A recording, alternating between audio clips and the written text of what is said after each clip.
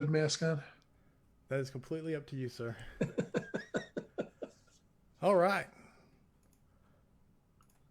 Firehouse Vigilance Weekly Scrap number 38. I am super excited because who we have today needs no introduction, but I'm going to attempt to do it anyway. 40 years in the fire service from the bottom to the top, chief at Louisville for over 12 years, author of the best-selling Pride and Ownership of Firefighters' Love of the Job, more than 200 published articles on fire service related topics, co-author of 5 Alarm Leadership with your partner in crime, John Salka. You're a sought-after public speaker, phenomenal instructor, and you have done so much for the fire service that my introduction is barely scratching the surface. And my pleasure to have you on Weekly Scrap, number 38, Chief Rick Lasky. Welcome, sir. Oh, thank you, brother. And I'll make sure you get that gift card for that wonderful introduction that you just did. It'll be from Dingus Fire, my good buddy Jeff Bryan. So we'll make sure we'll get you something. Perfect. You're too kind. You're too kind, Corley. Thank you. It is well deserved, sir. And I would like to tell you straight out the get-go that the book Pride and Ownership, when I read it, it had such a the section on ceremony changed. Basically, we had guys with 25, 30 years come leaving our department, retiring out, and they would get a cake and a few guys gathered in the bay saying, "See you later." And that book literally changed into for the last probably 8 to 10, I would say 8 years, it has been phenomenal in the ceremony that we send them off with. And so it's made a huge difference. Well, could you imagine though? And a couple examples I can give you is, one of my mentors, Chief Tom Freeman. I mentioned him in a lot of my classes in a couple of books. When I first got promoted to battalion chief years ago, he had talked to my boss at the time, and he says, "Are you gonna do anything?" He goes, "Well, no." He goes, "Well, come on, really? How much is a cake? A damn cake." And I was in Amarillo, Texas. I love Amarillo. A great fire department, great people, just like pretty much all the fire departments across the country and in Canada. And I was doing a class, and I got to where I was talking about retirees, and I looked in the second row, Corley, and there was a guy that had been there all day, and he started crying. And I looked out and I said, I just stopped. I said, "Everything okay?" He looked at me, he says, I worked at such and such department, one Amarillo. He goes, "I worked there 33 years. Again, one Amarillo. I worked my department 33 years. And the day I retired, I grabbed my box, all my stuff from my locker, and the guy said goodbye. I walked out to my pickup truck and I left. And I was like, God, how, I'm sorry. And there's a lot of hardworking people out there, Corley, doing all kinds of different occupations. I've met very few people that are driving down the street and they look back over their shoulder, they go, "God, I wish I could go back and hang out at that factory." Right. It's the fire service, and it's such a special place, and it's so hard to get into it sometimes. And then when you've accomplished this incredible thing, to leave without even so much as a farewell deal I don't buy it. I don't think it's right. And buddy of mine, Steve Ribera, when he was in Dallas, a couple thousand guys, he still made a point. I'd go with him. He'd go, "Come on, we're going out to 58 station. We're out to station 24. So-and-so is retired today. I'm going out there. I'm going to make sure."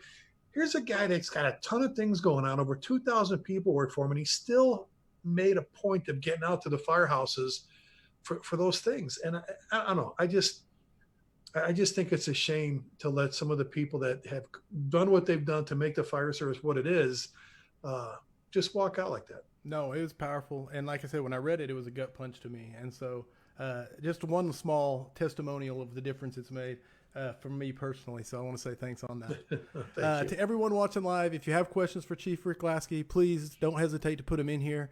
Put them in the comments, and I'll throw them at him, and he will field them gladly. All right, Chief, you're a firefighter's fire chief, and many would take you to this day if you would come out of retirement.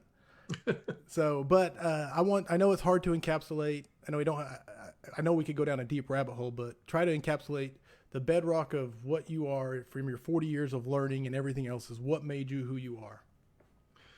Well, good parenting, number one. And it's just as important as that was. My dad got me going into fire service. He passed away the other day. Was at his side, and he got me hooked on it when I was in diapers. I mean, that's how young I was going to fires and going to things with him. And I told the story at his funeral, a couple of stories when we were talking at his funeral, and then we stepped up to say a few words. And The one was, and I talked about pride and ownership, where must have been about 2:30 in the morning.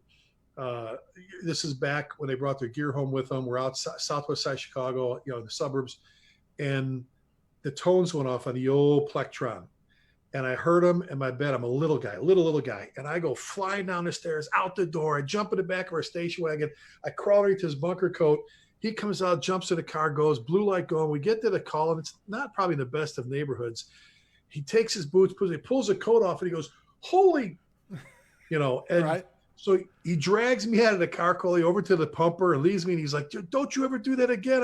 He scared me first off. And that was the one. So second was, my mom, I'm a little kid, puts me in the bathtub time.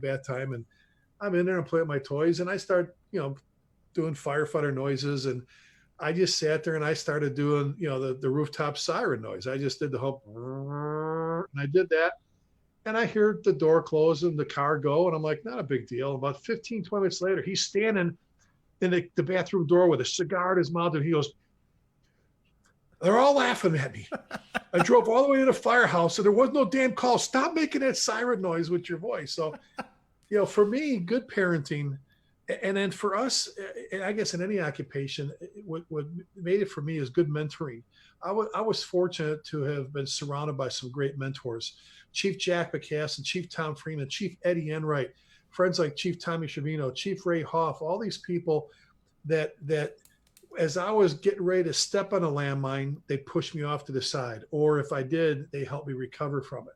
And they were some of the most grounded people, Corley, I knew about, meaning they never forgot what it was like to crawl down a hallway. They never forgot, they didn't hide in an office. They didn't hide behind a desk. It was that, how white is your helmet thing. They, you turn around and you're getting your ass kicked on the stairs, trying to get second floor. And Jack McCass has got your air pack pushing you, go to the right, Lasky. I'm like, where the hell did he come from? Right. But it wasn't just the toughness on the fire ground. It's how they mentored, they cared for the fire service. I get asked how I got into instructing and why. And one of the reasons was I just watched these guys and I watched students just key off their words and watch students and I go, it wasn't an ego thing. I wanted to do that. I wanted to have an impact on people where, like I sat like in Big Mac's class or Eddie Enright's class and going, God, I want to be just like that. It's just, so having those great mentors to keep you grounded, right now there's a lot of folks out there that are struggling with, I just said the egos eat brains.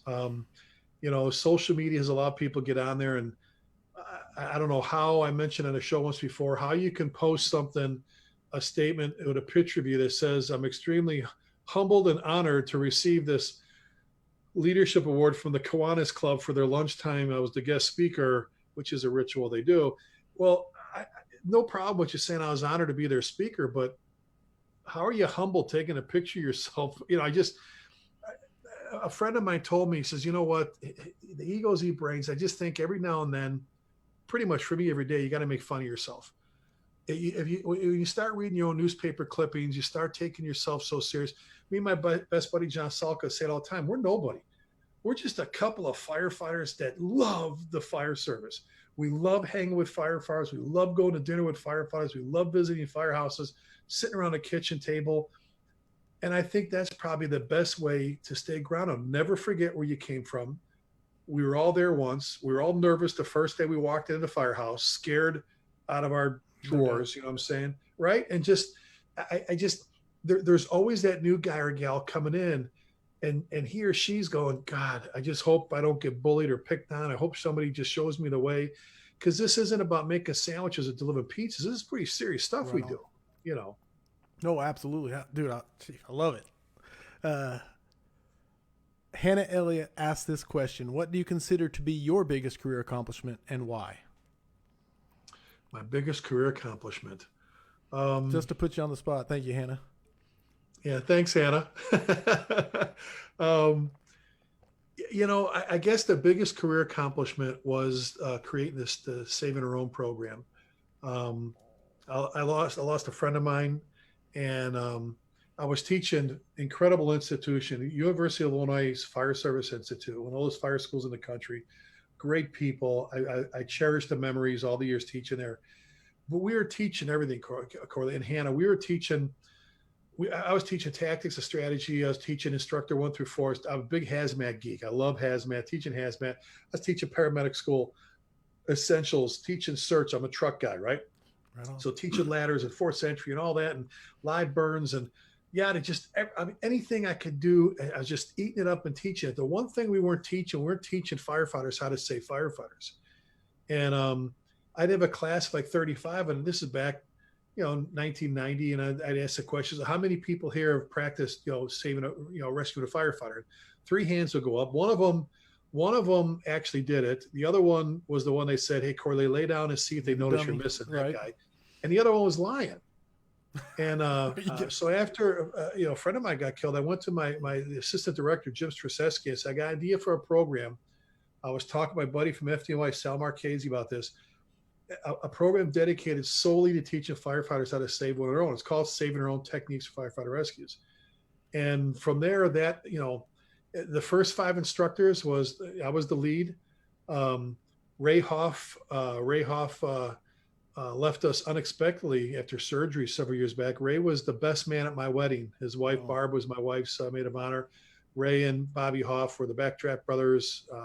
Their dad, sadly and tragically, was taken from them February 14th, 1961.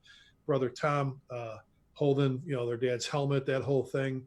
And Ray was my best friend at the time, and until we lost him, obviously, years later. But Ray, and then John Norman, Sal Marchese, and Donnie Hay from New York City. Yeah. And the program just exploded. And my best buddy John Salka was teaching Get Out Alive at the same time, and that's actually how we met. We were introduced by John Norman, okay. Then we got together, and the whole Mayday thing evolved from what we were teaching. And never did we ever imagine that RIT teams and the Nance drill, based on the article in January 1988, the Columbus Monthly, on the murder of John Nance from Columbus, Ohio. The Langvart drill, the Denver drill, based on Mark Langvart and Dave McGrail's article, April 1992, about in fire engineering, the September 1991 fire that took Mark. Stairs rescues, window rescues, ropes, all the different things. Ladder. To not go on too long about that, I really have to feel that's the greatest accomplishment. To know that I just had a part in getting that rolling. And then the ripples are still spreading. So man, it was a big impact. I mean, it was. I mean, good question, Hannah. Thank you. Awesome. So don't take the question is for Hannah. Are you a member of Women in Fire? I'm a dues paying member, and the reason I say that is my good friends in that organization, and that is, it used to be International Association of Women Emergency Fire Services, and they changed it to Women in Fire. It's an absolute incredible organization with incredible mentors, incredible role models. If my daughter said she wanted to be a firefighter tomorrow, I wouldn't let her do it unless she joined that association. I pay dues every year. I love them dearly. They are an incredible group, and I just think more people need to belong, and they're just great. So awesome. I had to throw that in there. Sorry. No, absolutely. Culture, and you are a huge proponent of values. I wanted to ask you this question: is why is it? I'm speaking generally, so because I'm sure there's exceptions that some can articulate, but why is it so many fire departments seem unable to articulate what their values are beyond the service-wide mission of saving lives and property? I think some of that, Bud, is just, unfortunately, there's a lot of classes that executive chief officer, now I mean EFOs, I'm talking the executive staff, or, you have the command staff, which is the battalion chiefs and all them, and you got the executive staff. They'll go to these classes. I teach a lot of them on the corporate side and in the fire service on developing your values, vision, and mission, and that whole thing. And unfortunately, some people, I don't think get very overly excited about it, but they wrap their arms around too much. And you've seen it, I've seen it, where you go to a fire department and there's like 9 values, and then their vision statement is really cloudy, and their mission statement is so freaking long that nobody can remember the thing. And I'm like, you need something you can wrap your arms around. And in Louisville, and they still, our 3 values, which obviously ours were one spoke on the wheel, right? The cog is the city, and us, police, public works, library, water department, all them, parks. our values were pretty simple. They were pride, honor, and integrity. And Pretty easy to I could remember. pretty much, yeah, and I could pretty much, I could pretty much fit everybody else's word vomit into those three words, and they were three that you can embrace about, and I just think too many people, they get going on this model they're trying to do and this branding thing that people do, that they write something so big that I've been places where I'll ask a young firefighter, so what's your department's mission statement? Excuse me. And they'll go, I know teamwork's in there somewhere and something. And I'm like, so what are your department's values? Well, I know honesty is one. I said, they said honesty or they say integrity?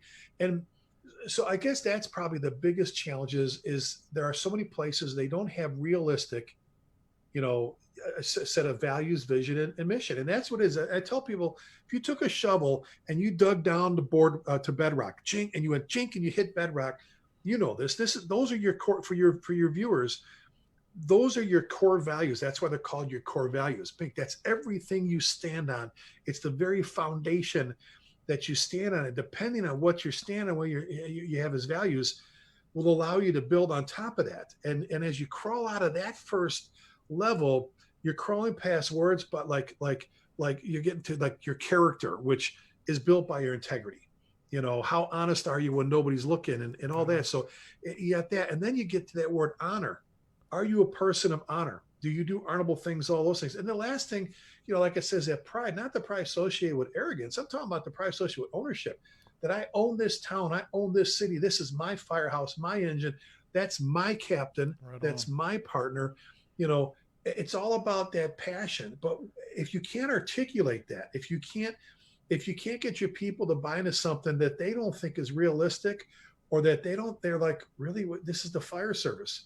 Well, if you want to get warm and fuzzy with all kinds of other things, our mission statement was be fair, be safe, be nice, treat people like family. Didn't say that about homeland security and rescue and fires. Be fair, be safe, be nice, treat people like family, both in and out of the firehouse. Not rubbing your shoulders warm and fuzzy. Let's be the kind of firefighters we read about growing up, and the kind of firefighters that we want to be. I love that. Don't take yourself too seriously, and I'm basically encapsulated in keep it simple, stupid. Is it KISS when it comes to articulating? I love it. Yes. Okay. Now then, I've listened to almost everything I can find that you put out there on YouTube and on podcasts. Two things I wanted to bring up off of your old school podcast with John Salka. One of them, the first one, was the importance of the BC making the rounds. I absolutely loved this podcast. I hadn't heard anybody touch on this and anything else. And what do you do? Like when you were the man, the 5 bugle chief at the top, what did you do to try and encourage that, to make that happen with your chief officers? And then taking it down a level, what do you do to encourage your captains to be involved with their crews?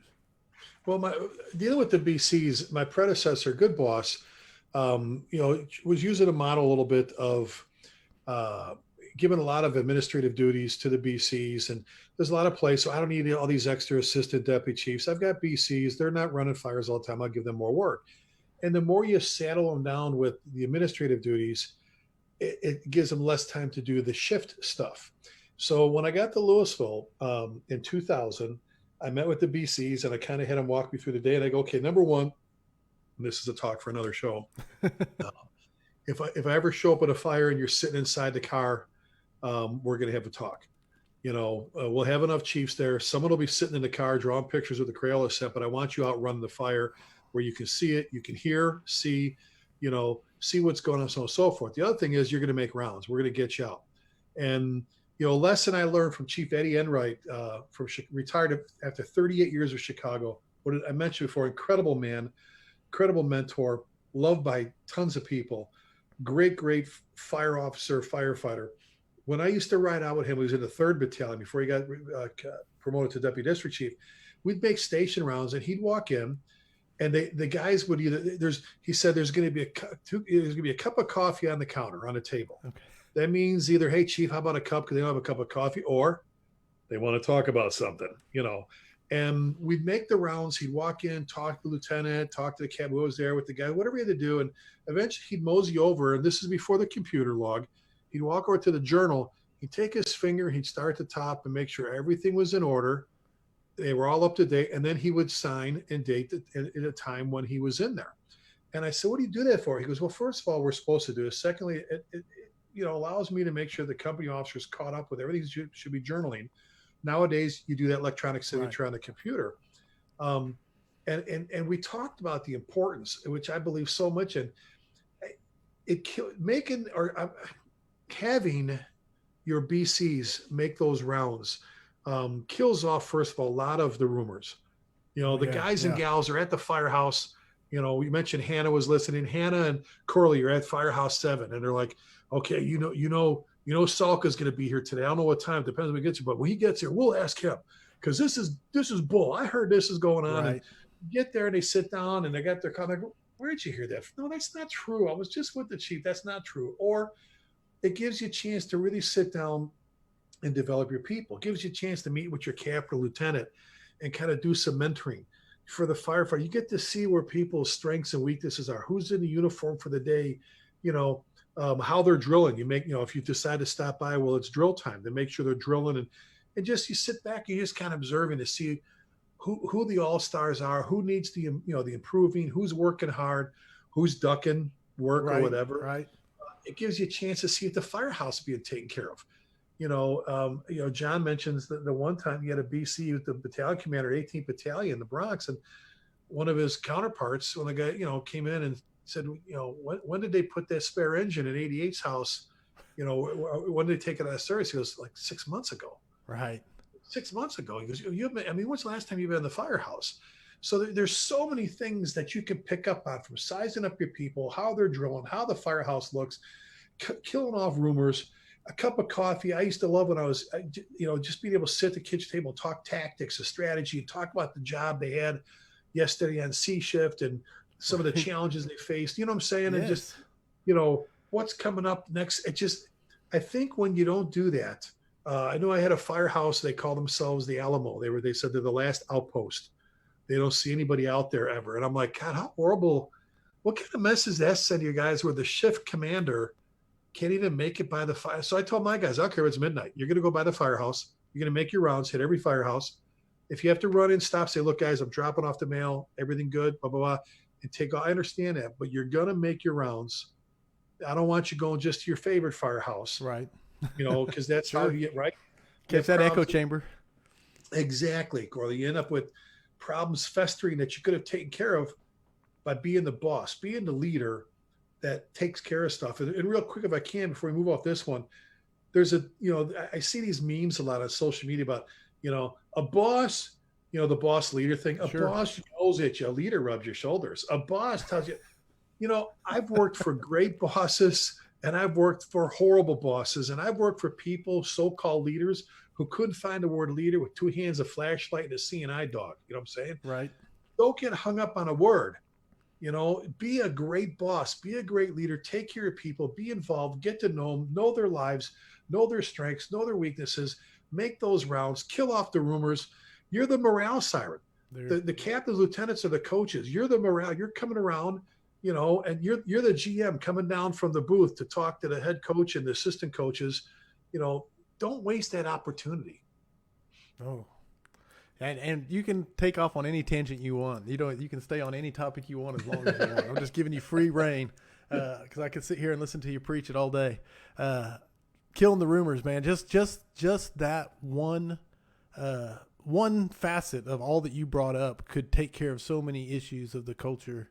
Wouldn't it be nice if you didn't have to worry about what A shift was saying about you?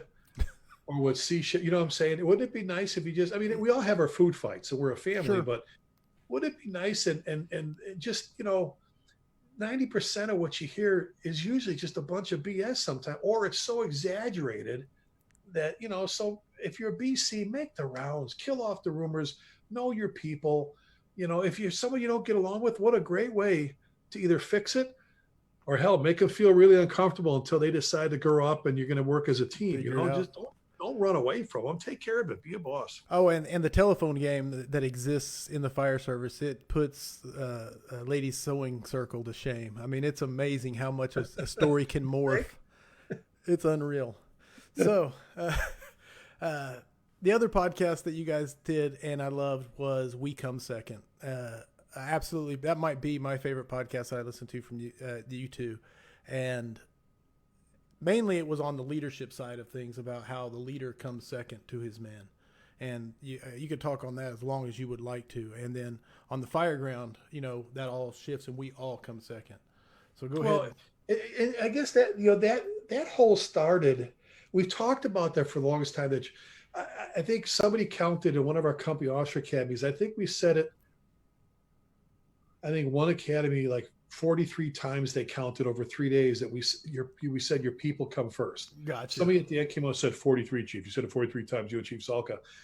And if you back it up to what you said about the fire ground, there's so many articles that have come out. And granted, there's been a lot of great research. Our good friends at UL have done incredible things for us.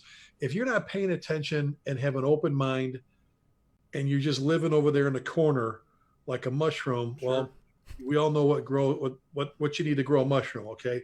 So that being said, you got to pay attention. You have to have your eyes and ears open and so on and so forth. But there was a little bit of a switch. All of a sudden, there were people out there, and I'm not going to say those that don't want to go into burning buildings. Other people will say that all of a sudden started this whole prioritization that we're number one. Let's talk at a fire. Let's just specifically talk at a fire. Now, I agree with them that we're number one when it comes to providing your people with the best equipment, the best protective clothing, the best apparatus you can to do their jobs, providing with the best training, the best leadership. Yeah, our guys and gals are number one. The men and women that work for you are number one in that aspect. But everything else that surrounds us, everything from fire prevention to public education to EMS to special rescue to fire suppression, everything we do, everything from reading to little kids to changing smoke detector batteries is about them. And there's thousands of things that pertain to them. Those people come first. Now, you show up at a structure fire, a house fire, at 10 o'clock at night, and this whole thing that we're number one, we're number one. It's about our, first of all, if you're that hazardous of a fire department where you can't trust your people with the proper protective clothing, the proper equipment, the proper leadership, and the proper, you've got bigger problems than who's number one or number two. You provide your people with the stuff they need to do their jobs. You show up, your officers and firefighters should be able to make good, sound decisions as to whether it's offensive, defensive, whether we make a heavy outside offensive attack, large caliber, and then boom, we can slingshot and get in there with a hand line and so on and so forth. But if you pull up, Corley, and some mom is tugging on your shirt sleeve, on your bucket, saying, my 10-year-old just ran back in there after our dog. If you take your helmet off to put your face piece on your hood and you look inside, there's a number 2 in there. It doesn't say we're number one. Well, I don't know, Corley. And we said this 100 times more. Could you imagine the Marines? I don't know, Gunny, if we should charge that hill. They may actually shoot a real bullet at us. They called you because their house is on fire, and quite possibly a loved one is missing or unaccounted for. This is where your training pays off. This is where the confidence you have, the knowledge that you have, your cognitive and your psychomotor skills coming together, the gear you're wearing, everything. And good bosses go, Corley, come on, we're going to make a push. We're going in there. Now, once you get in, you go, it's got it. It's, there's not, look, we've got more animal than we've got, weapons. We're bringing it to a knife to a gunfight. Let's back out, hit this. It's like they can order you to the roof, but they can't order you on it. Good officers will get up there and go, nope, we're not chief. We can't make this run. You know what I'm saying? So again, please, to your viewers, I am not saying that we're not taking the safety of our people seriously. My best buddy, John Salka, was referred to by one of his guys at his retirement ceremony as he's a GD safety Nazi. He said, you better have your gear on. You better have your tools. If he says you back out, you better back out. If he said, but he followed up by saying, when you hear the 1A pull up in the Bronx there, and you hear Chief Salka's voice on the radio, everything's gonna get better. He said, the ultimate compliment for an officer, right? I'd follow him anywhere. Right, I'd follow him or anywhere. He said, I'd follow him to the gates of hell with none of my hands but a Halligan. He never said, no one, not crazy throwing safety to the wind, but we have an obligation, Corley, you know this, right? 100%. 100. Preach it, Chief. You're on board with this. To get your ass in there go after these people. If you don't want to do that, get the hell out of my fire service. Go seriously. I'm telling you, there's a lot of pizza places that need delivery people. Go do well. Don't do that because you might get an accident because you have to drive a car out in traffic if you're that worried about that. Because I guess your pizza oven's number one. I'm just saying, you can be safe and take care of your people, equip them properly, and lead them properly, and then make those decisions risk-wise, right? Absolutely. A good Absolutely. plan, right? Can we do it? Can we make entry?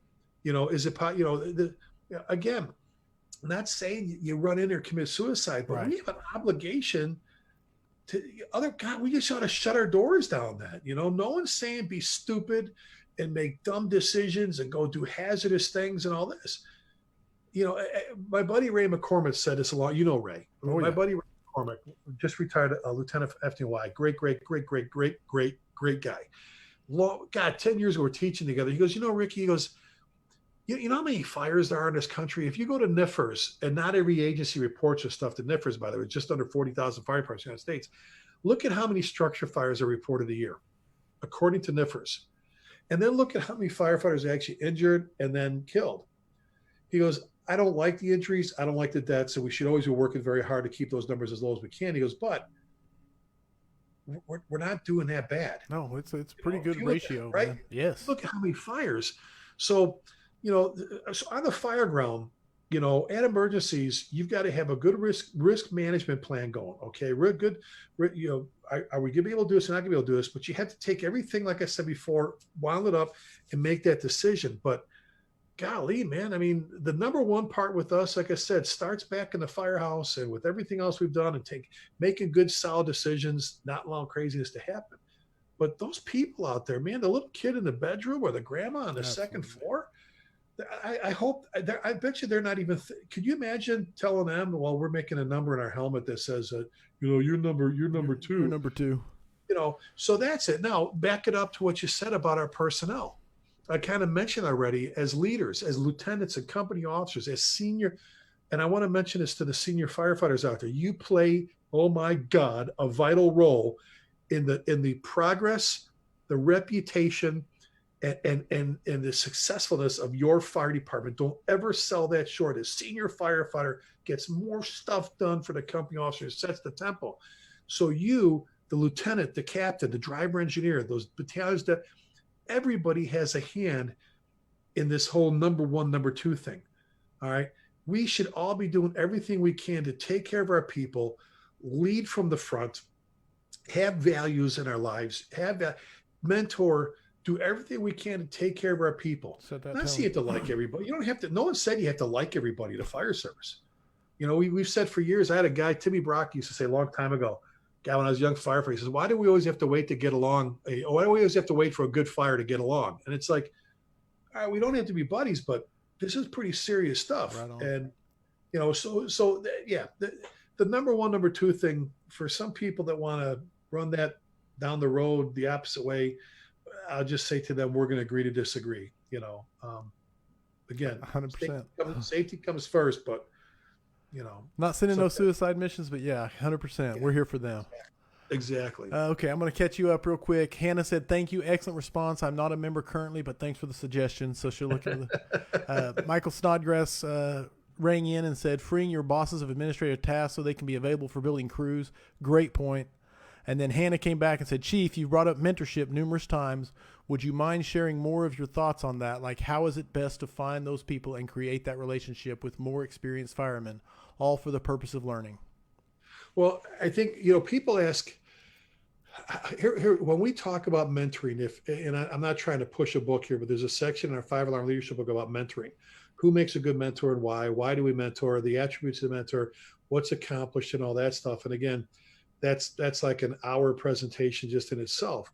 But what often happens, Hannah and Corley, is when we talk about who makes for a good mentor and helping to describe the positive traits of that mentor, this happens in class all the time. Someone looks over and they look and they go, "You see that guy sitting there? That's my captain. He fits that bill. He's my mentor." Because excuse me, there's no name tag that says Lieutenant Schmagegi mentor. Mentor. It's a lot of people do it and they don't even know that's what they're doing. And it's kind of hard to go out and go, boy, I'd really like Angie Hughes, my good friend, Baltimore County, was president of Iowa Women for a long time. I think she's wonderful. I think she's an incredible fireground officer. It's kind of hard to go, Angie, would you be my mentor? That kind of thing. It's not like this on Seinfeld, the whole mentor show, but, I guess, Hannah, what I would do is sit back and start to make mental notes of the people that you want to follow, the people you want to be like, and I always say this. I used to say, when I grew up, who do I want to be like in the fire service? And I looked at, like I said, Chief Jack McCassin, Chief Eddie Enright, Chief Tom Freeman. I started looking at these guys and going, that's who I want to be like, because I love Max. I love his command presence. I love the way he could teach things like fire behavior and building construction, have you sitting on the edge of your seat. It was just incredible. This guy that was built like a football linebacker, Vietnam vet Marine, who should be dead for what he went through in Vietnam. Eddie Enright's passion for the fire service, his calmness on the fire ground, Tom Freeman's smarts. And I didn't want to mimic and imitate and be them. I wanted to take little bits and pieces and stick them all over Rick to make them better. Yes. And I think that's Hannah for Hannah right now. That's what helps you identify who your mentors are. If there's an jackass sitting in the corner who's always picking on people, I'll say this out loud. I have no place in my life for bullies and thugs in the fire service. Okay. But you can spot them. You can spot the person that's willing to help. You can say, and then you kind of cozy up to them. You ask some more questions and you kind of buddy up. You become like work pals, like when you're training, you're working on your knots together. You're working on this together. When I was going to paramedic school back in 1982, do not make fun of me, Corley. Okay. 1982. I was a jock in high school. I wasn't very good at math. So I had somebody help me with my drug calculations. I had to be tutored. That doesn't happen without good mentors. So it's not something they're going to be carrying a sign around like the crossing guard saying, I'm the mentor. You have to actually look for them and you'll see them. Once you start looking for not to sound corny, Mr. Rogers, Mr. Rogers neighborhood used to tell little kids, when you're scared, when there's something bad going on, something bad in your life, look for the helpers. He used to say, look for the helpers, look for the people who look for the helpers. It's the same thing in the fire service. Look for the helpers. And you'll find good mentors. That's awesome. No, that's solid. And on your 1982 point, the last rookie class we hired actually was the first time they hired people where I'd been in the fire service longer than they'd been alive. That was a first for me. And so I'm getting there as far as that goes. So I will not be making fun of you. Just spending time with my dad this last week before he passed. We were telling stories and I'm like, God, I remember going to the firehouse when I was a kid, but I remember being an explorer in 1977 and then starting everything in 80 and then going to paramedic. I was an EMT and just, it goes by in a flash, man. Enjoy every moment, every minute, every second. So, hey, I'm blessed. And just like these conversations, I'm blessed to be able to have them. Sean Coffey, he's one of my lieutenants. He said, Chief Moore, do you see Chief Lasky's backdrop? And I got to compliment you on your backdrop because it is, I just moved into a new office, so there's absolutely nothing behind me. And he's been busting my chops about getting some paraphernalia to hang back there. So we'll see. Well, here's, this is the thing, and you can't see it all, but for those that know me, and you know me, I'm a huge history buff of the fire service. I love history of the fire service. I love teaching it. I love teaching the real stuff, not the fairy tales about a cow kicking over a lantern and all that stuff that's not true, and the gangs in New York and all that. But I have so much stuff. This is my office / studio. You can't see my big boom mic and all. I have helmets that go all the way around my entire ceiling. Oh, nice. I have helmets in storage. I have things pre-Civil War. I love our flag. And I moved from the South Side of Chicago. I've been living in Texas 20 years. We don't pay income tax, number one, and don't even think about coming here screwing our flag. Anyway, that being said, I love surrounding myself, with memories with the fire service. Sometimes this is my place. I just sit and go, God, I love this job. God, I love being a firefighter. Yeah, that's something that comes through in everything you've written, and every time I hear you speak is that you do love the job. There is no doubt about that whatsoever. I wanted to ask on the us first mentality, the whole safety first, our safety in front of the citizen. Do you feel like that's subsiding? Do you feel like its crescent is going away, or do you feel like it's still? I think what it's done, Corley, is we realigned it to where it should be. So I said this, the safety for us regarding how we take care of the civilians starts back with everything at what time you show up at your firehouse for your shift or at your volunteer place, how many drill nights, because we have a big crowd that follows you, you know, drill nights, meeting nights, how into the job you are, how much time you make, even when that stuff isn't going on to be at your firehouse, proper equipment, all that stuff, the training, the leadership. And then let's just drive to the scene. Let's just drive. How safe of an apparatus operator are you? And are you wearing seatbelts? And are you blah, blah, blah, blah, blah? And when you get off the rig, are you dressed with your tools, with your stuff? All these different things. I have very little patience. It happens one time. Get off the rig without your stuff, unless you're coming from a drill. I'll send you home. And I've done it. It happens one time. Come around with no tools in your hand. It happened. Chief, they sent me back. I said, it was my first weekend. I go, where are your tools? They go back on the rig. I said, go back on the rig. Unless you're good at magic tricks right now, I don't need you. Right. They did not say, how in God's name do you get off a piece of fire apparatus without your turnout gear on, without an air pack on your back, and without your tools or a line or whatever, So that being, I think we've gotten it more realigned again, Corley, where, okay, we can take talk about a calculated risk and a highly calculated. We can risk. Here it is. Here's simple thing. This has been the risk management plan I've embraced since the early '90s. Okay, right. And it's posted in our books. It's posted all over our firehouses. We'll risk a lot. It's in green. We'll risk a lot in a highly calculated and controlled manner to save a savable life. Meaning, highly calculated and controlled. Calculated is knowledge of fire behavior, building construction, what my turnout gear could do, how many gallons per minute come out of a hose line, what does it take to get the water out the hose line, blah, blah, blah, blah, blah. And then controlled is our SOPs, our SOGs, our instant command system, accountability system, person, all those different things, highly calculated and controlled. Then in yellow, it says we'll risk our lives. Now, first one was in green, we'll risk our lives a lot in a highly calculated, controlled manner to save a savable life, right? Right on. In yellow, the next one, we're talking stoplight here, we'll risk our lives a little in a highly calculated, controlled manner to save, property. I hope to God we take a little risk to save people's stuff out there. Not the same risk you can take when there's someone inside, sure, or whatever. But hell, just us driving red lights and sirens adds some risk to what we do. Absolutely. And the third, Corley, in red, all in red, is we will not risk our lives at all, for lives or property that are already lost. Now, again, this is where your training comes through. This whole, we're talking to hit it hard from the yard, all these different things, so forth, which is also taking a little bit of resetting. I absolutely love and embrace the close the door, they're now. Most of us with your kids, you put them to bed and you close the door just, because you want them to go to sleep and not hear noise. We know it. You get into anytime we've had fire extend up in other portions of a residence, or into apartment buildings because someone left the door open or whatever, but close the doors. We've shown pictures of rooms that are gutted by fire, and they open a door in the room right next door. It's like there's someone sleeping in the bed. A little soot around the frame, Yeah. Yes. So let's talk about that for a second. You pull up and there's fire blowing out the front 4 windows and a bedroom window, and you hear this. We're out. It's fully involved. No, it's not fully involved. We have heavy fire showing.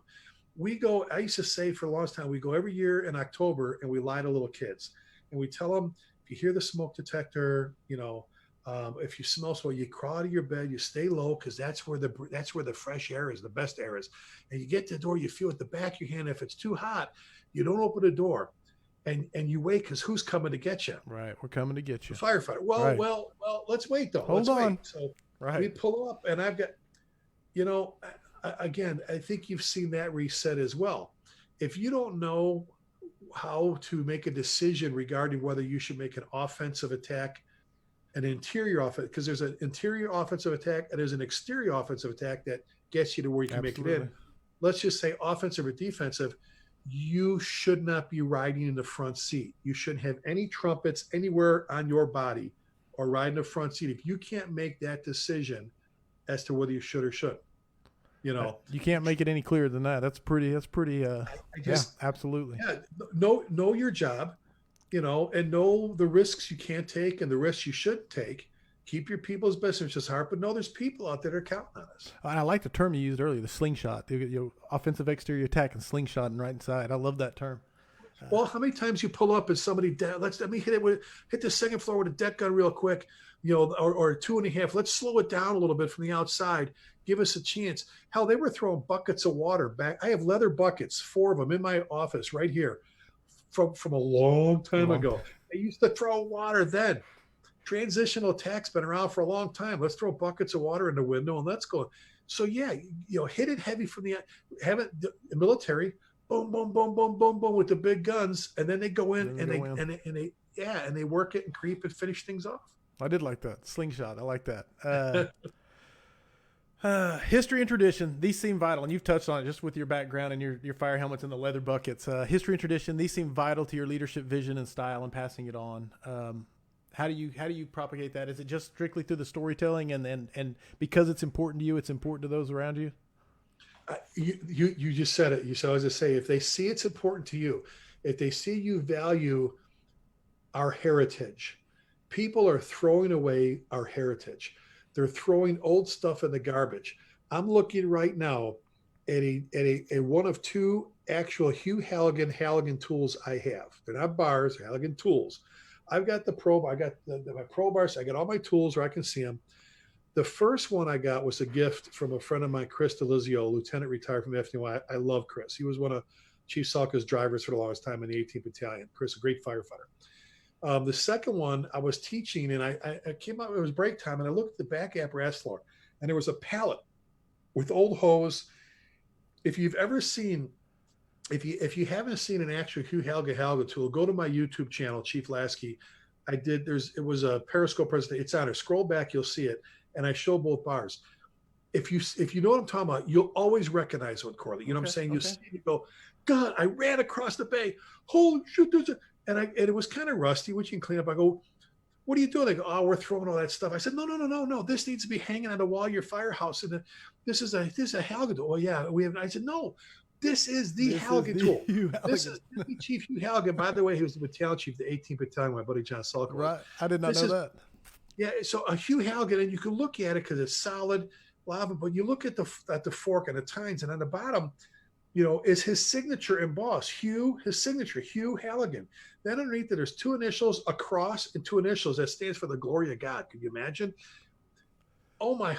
I see guys throwing hose away, and I always tell them, don't throw anything away. I'll ship it to my house. I don't sell nothing.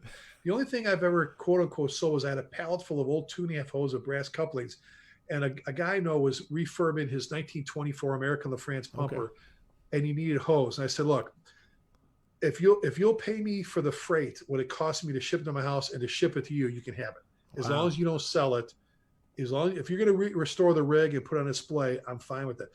But people throw out their history, their journals. They don't hang the pictures on the walls. They don't celebrate our heritage. And then number 2, they don't study our history. They don't get the books out. Fire in America. These are books that are no longer published. You can go to abebooks.com, ABE like Abe Lincoln, books.com. Type in, if you're ever looking for a book that's not in print, Corley, go there. That's the place? Okay. Yeah, type in the author's name or the book title, abebooks.com, and it'll pull it up. So they're no longer in print, but you still get the first book is Fire in America. Fire in America, written by a guy named Lyons, Lyons, published, I want to say 1974. And he wrote a book called Fire Later. And it's not the one you want, folks. You want Fire in America. And he talks from Jamestown. And this is in my one history. I do a history class called Our History. This should be day 1 in the Fire Academy. Before you teach any firefighter anything else in the world, teach them why we exist, why we're here in the first place. Love that. Fire in America walks you from Jamestown, our first building codes, if you want to talk about that, in the history of our country, all the way up to the 70s, and how these fires have impacted what we do in the fire service and changed the fire service. Wow. The second one is The Romance of Firefighting. The romance? I would say the Romance of Firefighting. The Romance of Firefighting, written by a guy named Holzman, Holzmon, I believe. It's a 1950s edition. This is the fun stuff, man. This is horses and buckets and steam engines, and oh my God, that's the fun one that helps. And then the third one is called The Heritage of Flames. The Heritage of Flames, written by a guy named Cannon, Cannon, like the big gun, Cannon. 1970s. He just passed away not too long ago. He wrote the history section for Fire Engineering's Firefighter 1 and 2 handbook. Okay. And that's kind of a mishmash, smushing of all the stuff. Now, people always ask, is there a good history book? Yeah, thousands of them. There's probably 15 of them, just fire alarm boxes. I have bins full of books. I have a whole closet right here. I've got books over here. Those are three real good ones. When it comes to know the history, know that Mrs. O'Leary's cow did not start the Great Chicago. There's firefighters that have no idea. If you let me just for a second, Corley, go. There are firefighters that have no idea why October is always Fire Prevention Month, and why the week of October 8th is always Fire Prevention Week. October 8th, 1871, anniversary of the Great Chicago Fire. That's why the president, way back when in the 70s, said we're going to declare that week Fire Prevention Week and October Fire Prevention Month. Well, what's even more tragic than that fire in the great city of Chicago, if you're ever down at the Fire Academy on DeKalb Street, outside there's some artwork in front of the main doors, 2 tons of fire. Take your picture next to it. There's a plaque there. That's the point of origin of the Great Chicago Fire, the O'Leary homestead, the O'Leary barn. But a cow didn't start the fire. Kate O'Leary and the O'Leary cow, and a long time ago in the city of Chicago, they did an investigation. They exonerated the cow and Kate O'Leary. The cow didn't do nothing. It's a lie. It was a story conjured up by a Chicago Tribune reporter.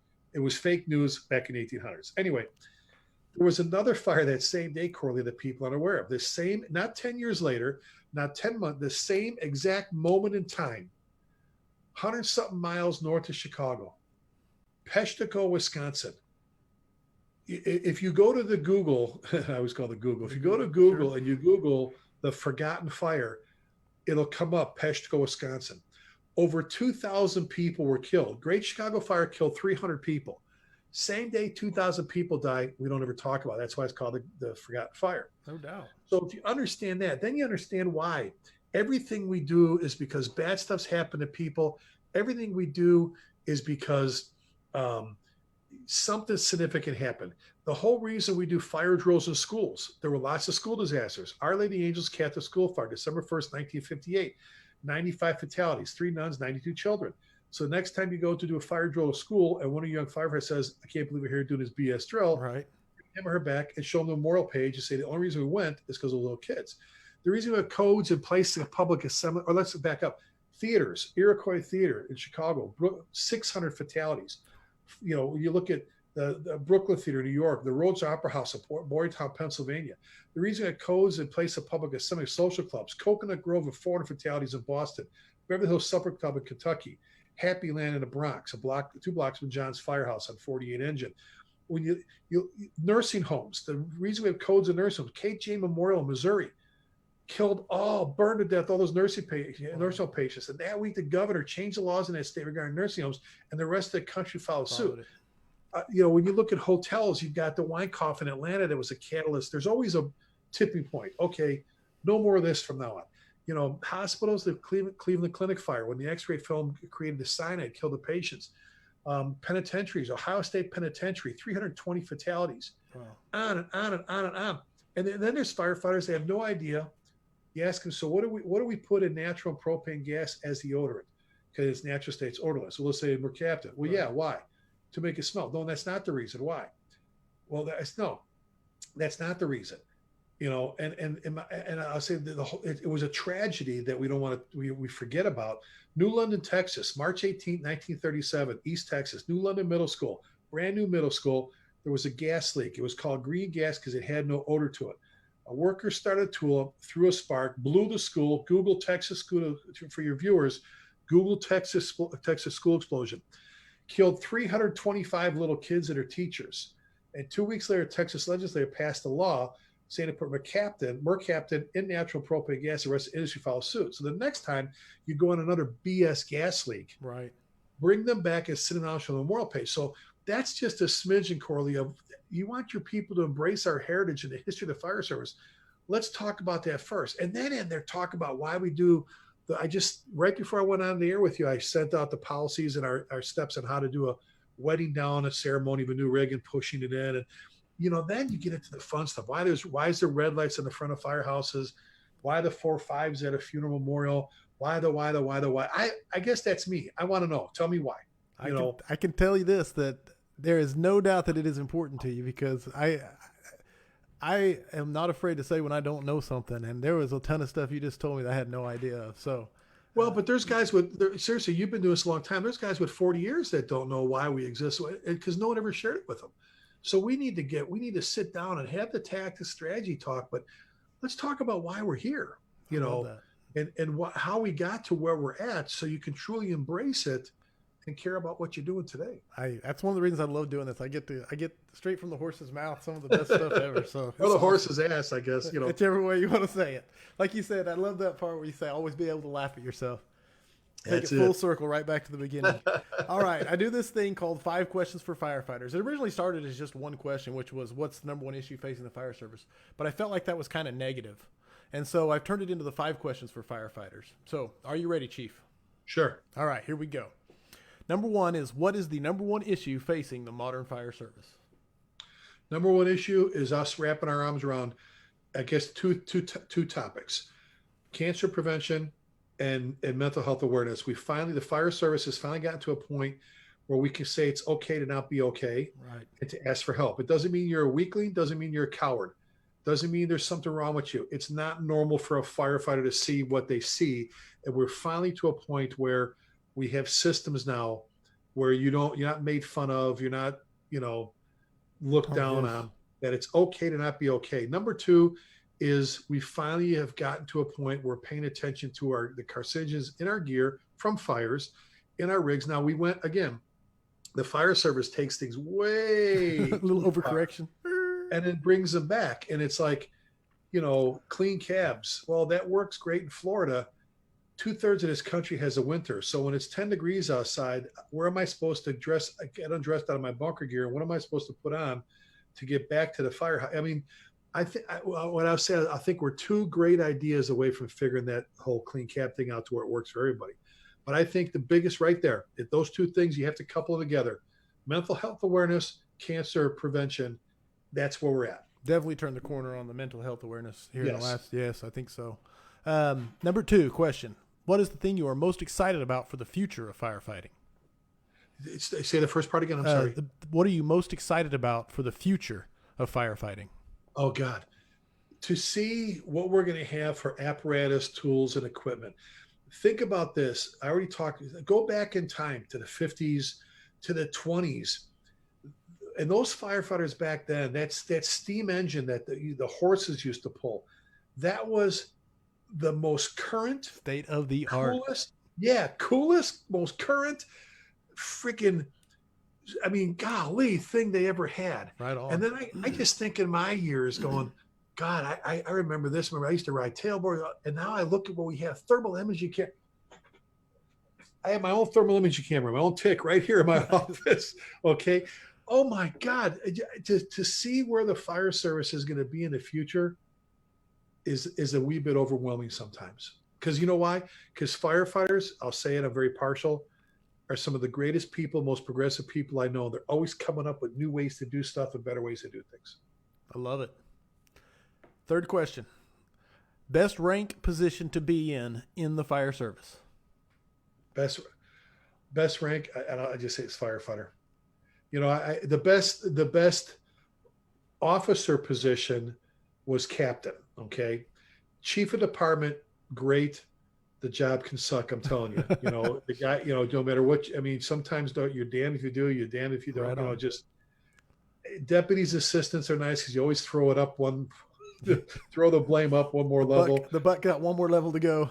That's right. Battalion chiefs, you know, you've got, but man, that captain on a truck company or an engine, oh man, as an officer. But the best position, if I could go back right now, if you said jumping Stewie Griffin from Family Guy, jumping his time machine, I'd go back to being a firefighter paramedic. I go back to riding the ambulance, starting IVs, intubating people. I go back to riding on my truck company, climbing up. I was a roofer, getting up on roofs. I would go back to being a firefighter in a heartbeat.